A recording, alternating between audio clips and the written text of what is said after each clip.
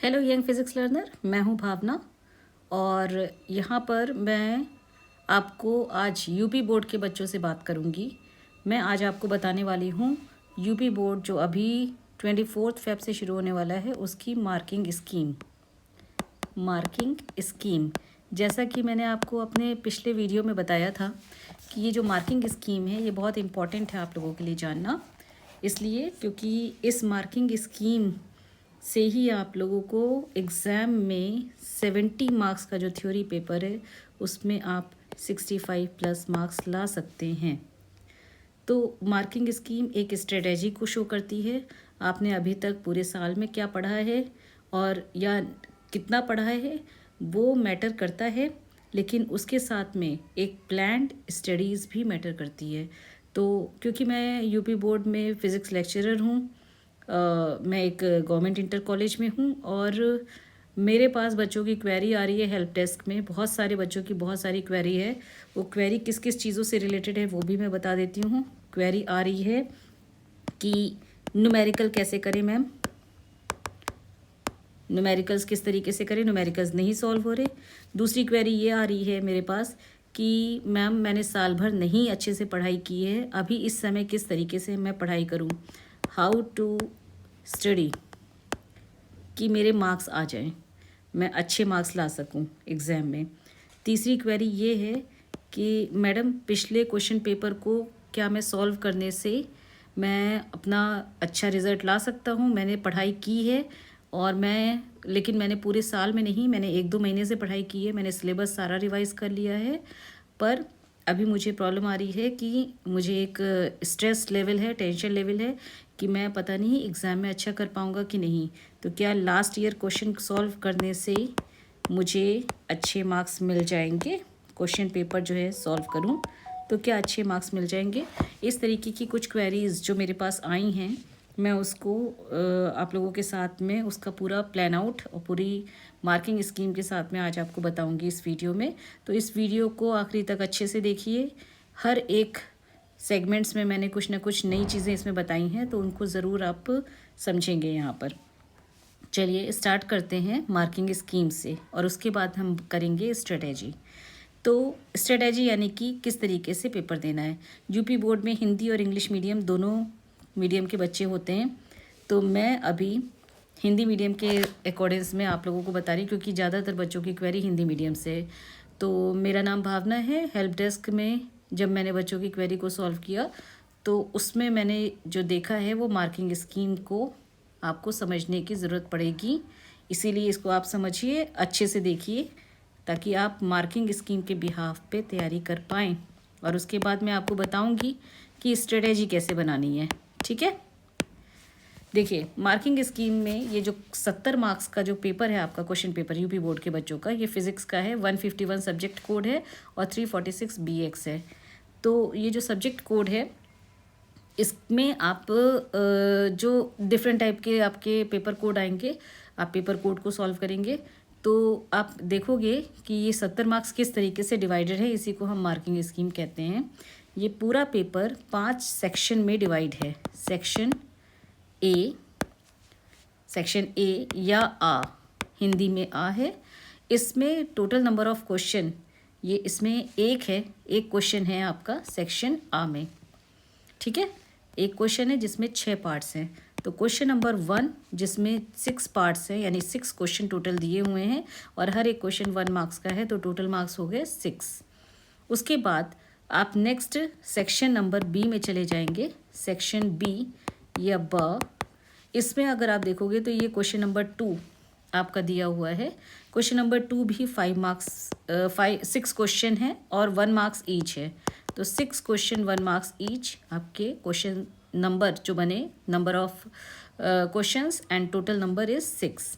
तो इस तरीके से ये 6 और 6 12 मार्क्स का हो गया। देन हम चले जाते हैं सेक्शन नंबर सी में या स सेक्शन में।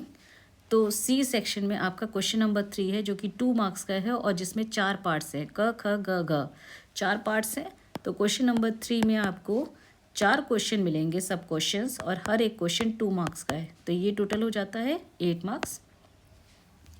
नेक्स्ट हम जाते हैं सेक्शन नंबर डी में या द सेक्शन, इसमें आपके दो क्वेश्चन है, question number 4 and question number 5। Question number 4 and question number 5, ये दोनों ही क्वेश्चन जो टोटल बन रहे हैं, हर एक पार्ट में क्वेश्चन नंबर 4 में आपके 5 क्वेश्चन हैं और क्वेश्चन नंबर 5 में भी आपके 5 क्वेश्चन हैं।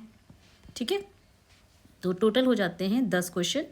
10 क्वेश्चन और हर एक क्वेश्चन है आपका 3 मार्क्स का, तो ये हो गया टोटल आपका 30 मार्क्स। ठीक है, अब आप नेक्स्ट में जाएंगे तो ये है सेक्शन नंबर, ये है आपका सेक्शन नंबर ई या सेक्शन। इसमें आपका आता है question number 6, question number 7, question number 8 and question number 9। ये 4 क्वेश्चन आपके आते हैं या सेक्शन में, 6, 7, 8 एंड 9। इसके बाद पेपर आपका फिनिश है। ठीक है, तो ये जो क्वेश्चन 4 क्वेश्चन हैं, ये आपके हर एक क्वेश्चन 5 मार्क्स का है और टोटल नंबर ऑफ क्वेश्चन, ये सिंगल क्वेश्चन है तो टोटल नंबर ऑफ क्वेश्चन है 4 और हर एक क्वेश्चन 5 मार्क्स का, दैट मीन्स ये हो गया 20 मार्क्स। ठीक है, तो अब आप इसमें देखोगे तो आपके पास जो टोटल क्वेश्चंस हैं और टोटल मार्किंग है 6 + 6 12, 12 + 8 आपका 20 हो गया, 20 + 30 50, 50 + 20 70। तो आपके मार्क्स बनते हैं 70। ठीक है, अब ये मार्क्स बनते हैं कि बिगड़ते हैं, ये डिपेंड करता है आपकी स्ट्रेटेजी पे, उस पर भी अभी मैं डिस्कस कर रही हूँ। देखिए, ये हो गए 70 मार्क्स, आपका 70 मार्क्स का टोटल पेपर हो गया। इन 70 मार्क्स को करने के लिए, इसमें 65+ मार्क्स गेन करने के लिए आपको क्या करना पड़ेगा, वो है स्ट्रेटेजी जो आपको अब मैं बताने जा रही हूँ। बहुत इम्पॉर्टेंट है, ध्यान से सुनिएगा, अच्छे से देखिए कि क्या करना है। ठीक है, अगर अच्छे से देखोगे तो शायद स्ट्रेटेजी समझ पाओगे क्या कर रही हूँ मैं यहाँ पर। स्ट्रेटेजी का मतलब होता है प्लानिंग। सबसे पहले ये समझ लीजिए, इस स्ट्रेटेजी में आपको करना क्या है, और ये क्वेश्चन पेपर मैं दिखाते हुए कर रही हूँ, इसीलिए मैंने सामने रखा हुआ है क्वेश्चन पेपर। इसमें देखिए क्वेश्चन नंबर, ये अ सेक्शन है जो आपका 1 मार्क्स के क्वेश्चन है। इसमें मैक्सिमम क्वेश्चन आपके आ रहे हैं फॉर्मूला बेस्ड।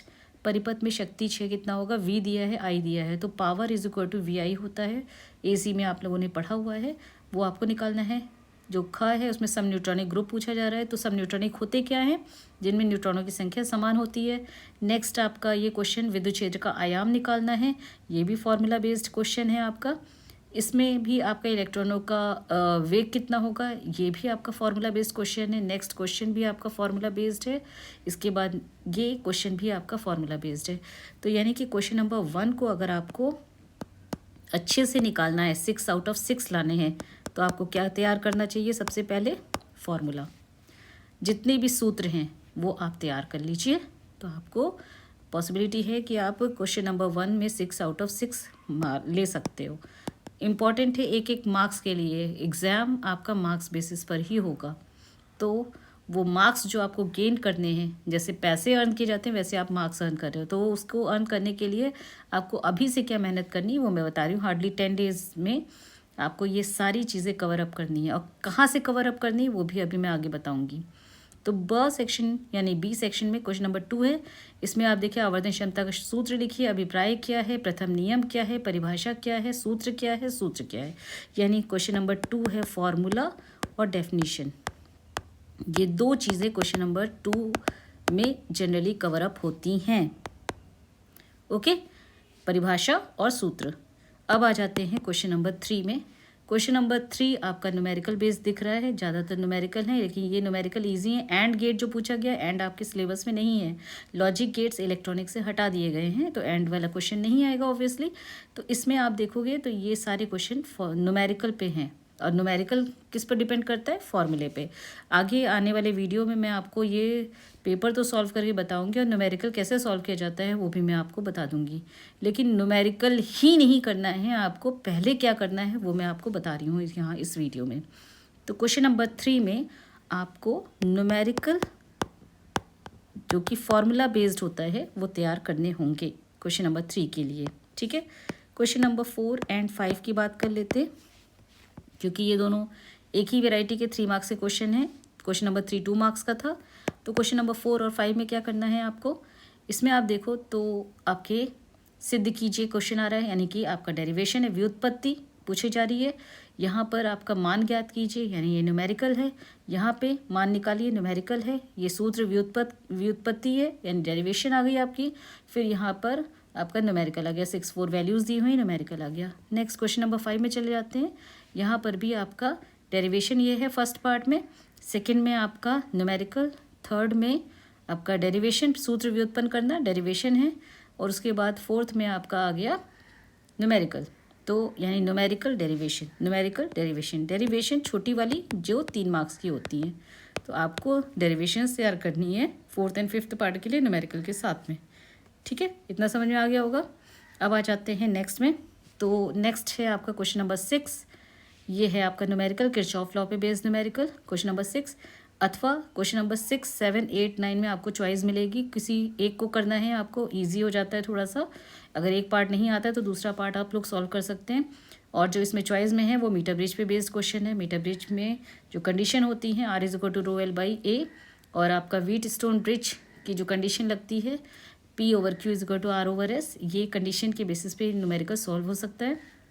क्वेश्चन नंबर 7 में ट्रांजिस्टर की कार्यप्रणाली पूछी जा रही है, या इसमें चॉइस पे आपका क्वेश्चन है PN diode as a full wave rectifier, पूर्ण तरंग दृष्टिकारी।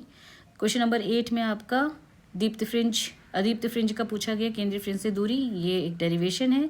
या अगर ये क्वेश्चन नहीं आता है तो हाइगेंस प्रिंसिपल है, यानी दोनों ऑप्टिक्स से पूछा गया क्वेश्चन है, प्रकाशिकी से पूछे गए क्वेश्चन है। क्वेश्चन नंबर 9 में आपका प्रत्यावर्ती धारा AC चैप्टर से पूछा गया है। प्रेरकीय और धारितीय प्रतिघात क्या होता है, XL और XC की वैल्यू है यहाँ पर। वोल्टा की आवृत्ति पूछी जा रही है। परिपथ की प्रतिबाधा Z पूछा जा रहा है। ये एक न्यूमेरिकल आ गया। इसकी चॉइस में भी एक और न्यूमेरिकल है, यानी न्यूमेरिकल 2 न्यूमेरिकल चॉइस हो गई। लेकिन न्यूमेरिकल अगर नहीं आता होगा तो ऑब्वियसली ये क्वेश्चन आपके नहीं हो पाएंगे। तो 6 7 8 9 में आपको बड़ी वाली डेरिवेशन, जो बड़ी डेरिवेशंस होती हैं वो तैयार करनी है, और न्यूमेरिकल। तो ये आपकी प्लान आउट स्ट्रेटेजी होनी चाहिए कि आपको फार्मूला, डेफिनीशन, डेरिवेशन और न्यूमेरिकल ये तैयार करने हैं। आपका जो सीक्वेंस होना चाहिए तैयार करने का, वो होना चाहिए हमेशा रिवर्स में। वो क्यों? तो क्योंकि आपको 5 मार्क्स गेन करने ना, 5 मार्क्स गेन करने के लिए आपके पास रिवर्स में स्ट्रेटेजी चलेगी। यानी सबसे पहले आप तैयार करोगे डेरिवेशन एंड फार्मूला। अगर आपने फार्मूला तैयार कर लिया, डेरिवेशन तैयार कर लिया, तो आपके 5 मार्क्स वाले क्वेश्चन पक्के, 3 मार्क्स वाले क्वेश्चन पक्के, 1 मार्क्स वाले क्वेश्चन पक्के हो गए। ठीक है। उसके बाद अगर आपने न्यूमेरिकल पे प्रैक्टिस करनी है, तो न्यूमेरिकल पे प्रैक्टिस करने के लिए आपको क्या करना होगा कि जो 5 सालों के 5 ईयर्स क्वेश्चन पेपर लगाने होंगे।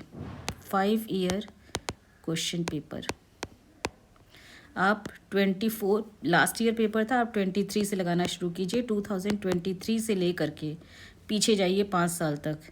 तो 23, 22, 21, 20 एंड 19, यानी आपको 2019 तक के 5 सालों के क्वेश्चन पेपर लगा लेने हैं। वो आप किसी भी बुक से लगाइए, लेकिन लगाने हैं, चाहे आप नेट से डाउनलोड करके लगाइए। तो अगर आप इतना कर लेते हैं तो आई थिंक कि आपके 65+ मार्क्स आ सकते हैं। इस वीडियो